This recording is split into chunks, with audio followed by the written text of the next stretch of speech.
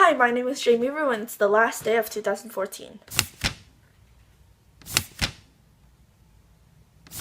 So seeing that it's the last day of 2014, I'm going to go through books that came out this year that I was able to read. They're not in any particular order, so I'm just gonna jump right into it. Okay, so we have The City of Heavenly Fire by Cassandra Clare. This book is freaking huge. Like, look, how many pages is this book? This book is 725 pages. It's a lot of pages. This book was the finale in the Mortal Instruments series, which I've been reading since I was in 6th grade. This book was fantastic. This book brought everything together in the series without messing everything up. It also introduced her new series, which is coming out in 2015. It's called The Dark Artifices. The first book is called Lady Midnight. I'm really excited about it. Long story short, though, fantastic. After that, we have The Bane Chronicles, which also came out this year, and this is a bind-up of a whole bunch of short story type things that were originally ebooks, but I don't like ebooks, so I waited until it came out in book, and Magnus Bane basically got his own book, and it was fantastic because Magnus Bane is like the sassiest warlock on the planet, and it's great. This was hilarious. It was Magnus, and just, can I have more, please? I want like 20 more of these. The next one I hope will not be a surprise to anybody. I have The Blood of Olympus by Rick Riordan, and this book was fantastic. This book was not the best book ever. I can't say that it was the best book ever, but it was still so good. It wasn't everything that I wanted, but it was great. My reaction to Blood of Olympus, which is linked here right now, was mostly accurate, but there were problems with the book. I will admit that, like, it wasn't the end-all be-all of books. The Last Olympian I thought was better. This was still a very satisfactory conclusion, and I ship Angela so hard. Next, we have Landline by Rainbow Rowell, and Rainbow Rowell is one of my favorite authors, contemporary-wise. She's so good, and this wasn't contemporary, this was like fantasy contemporary, but it was fantastic. I have no idea how that would work, but I'm not gonna question it. It was so good. Literally the only thing that was bad about this book is that it's bigger than her other books. Like, look, her other books are this size, but then this happens.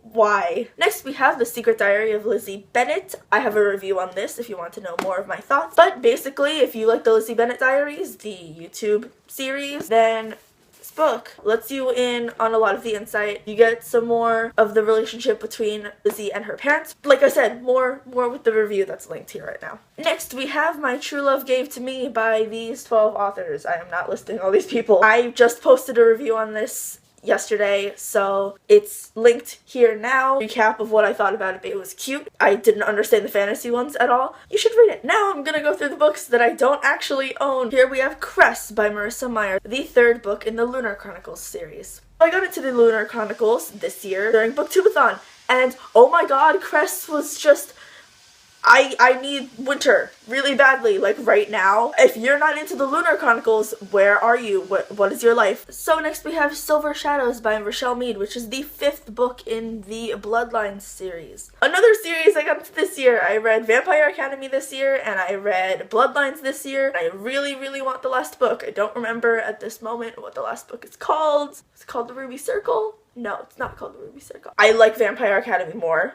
I will come out and say that. I like Vampire Academy more because I ship Dimitri more than I ship Sadrian, but Sadrian is still adorable, and something absolutely fantastic happened in this book, although it was kind of sudden. I don't know if it's cheesy and I don't like it, or if it's cheesy and I love it. It was great, and you should read it, and you should get into the Vampire Academy series. I'm telling you to get into all of the series. You should do it, though. Okay, but for 1 second, can we discuss this cover? Like, why? Like, what? The publishers of this book, who decided that this would be a good idea to, like, Photoshop pictures very poorly and then have it as the face of this amazing book series? Like, what are you doing? Can we please start a petition to change the covers of these books? Because no. Now, here is a book that has a fantastic cover. Dreams of Gods and Monsters by Lani Taylor. This book has a fantastic cover. It's also a fantastic book all around. This was the last book in her Daughter of Smoke and Bone trilogy, also a series that I got into this year. I got into a lot of series this year. You have to read this series. This is a fantasy must, in my opinion. You will be confused a lot. you might be infuriated a lot. But this book was fantastic until the end, where I kind of hated it. But the end was still good enough that I didn't want to die. It wasn't bad, it just wasn't necessarily like my favorite ending, but the book itself was great. Next we have The Infinite Sea by Rick Yancey, and this is the second book in, I don't actually know what this series is called, the Fifth Wave trilogy, whatever. This book was good. It's about aliens. The first book was about aliens, and Fifth Wave is one of those things that's being made into a movie. Like, you should get into this because this is like the YA alien novel, you know? I wanted more about the characters that were in the first book. Like, there are some points where I was just like, I don't even care about these other characters. Give me, like, Cassie and stuff, but it was satisfactory. And if you want to know what the series is about, I have a Fifth Wave review right here.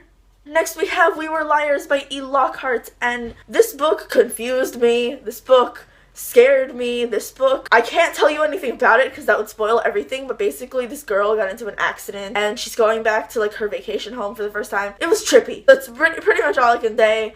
There's a huge twist at the end that I did not see at all. I still have no idea what happened. This book still gives me the creeps in a really good way, and it's not meant to be like a scary book, but it was good.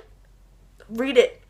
And last, we have Isla and the Happily Ever After. This book was not my favorite in Stephanie Perkins' little Anna and the French Kiss companion novels trilogy type thing. I can't say it was my favorite because it wasn't. I liked Anna and the French Kiss the best. It was still really, really good. See, there was something that I will say about it. My favorite part of the book was when characters from past books came up, and so that might not be good, but that might be because I'm attached to the other characters, but I am very emotionally invested in what happens to Isla and Josh. So, okay, so those were the books that came out in 2014 that I was able to read. I still have more books that came out in 2014 that I need to read. Some of them I own, some of them I don't, some of them I have at the library waiting for me right now. In any case, those will be read at some point. If you liked my awkward rambling in this video, please like the video, and if you want to see more of my awkward rambling, then you should subscribe because that would be really cool. And if you didn't like this video, then I'm sorry, and thanks for staying until the end. Bye!